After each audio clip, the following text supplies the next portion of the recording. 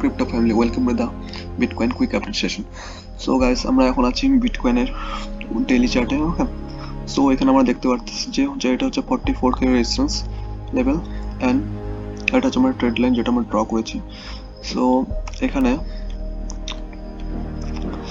এখানে আমরা 6 এপ্রিলে বিটকয়েন আমাদের যেটা রেজিস্ট্যান্স যেটা আগে সাপোর্ট ছিল সেটাকে ব্রেকডাউন করে নিচের দিকে এসে আমাদের যেটা হচ্ছে আর আমাদের ট্রেড লাইনটাকে ব্রেকআউট করে দিয়েছে, নিচের দিকে ব্রেকডাউন করেছে, সেটা হচ্ছে কালকেই ব্রেকআউট করেছে এন্ড কনফার্ম করে দিয়েছে যে হচ্ছে বিটকয়েনের প্রাইসটা নিচের দিকে মুভ করবে। ওকে, সো বিটকয়েনের প্রাইসটা আমাদের নিচের দিকে মুভ করলে এটা হচ্ছে আমাদের সাপোর্ট জোন।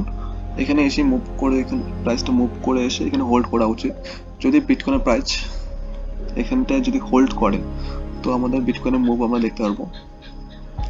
এখানে এসে হোল্ড করবে, এখানে একটা পুল ব্যাক, দেন এখানে সাপোর্ট কনফার্ম করে বিটকয়েনের মুভ উপরের দিকে আমরা দেখতে পারবো। ওকে,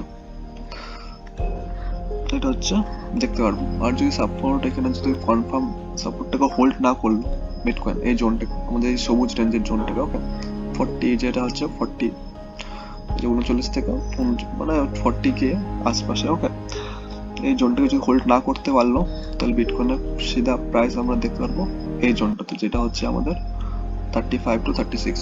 ওকে, এখান থেকে যদি আমি ক্যালকুলেট করি যদি হোল্ড যদি এখান থেকে যদি ক্যালকুলেট করি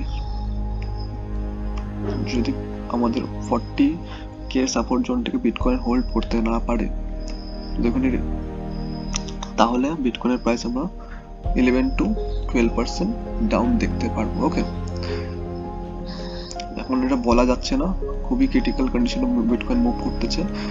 তো এক দেড় সপ্তাহ পরে বোঝা যাবে যে আমাদের বিটকয়েন এই সাপোর্ট জোনটাকে হোল্ড করে কি করে না। So guys, আজকের জন্য এতটুকুই। That's all for today. See you on next video with new update. Okay, goodbye.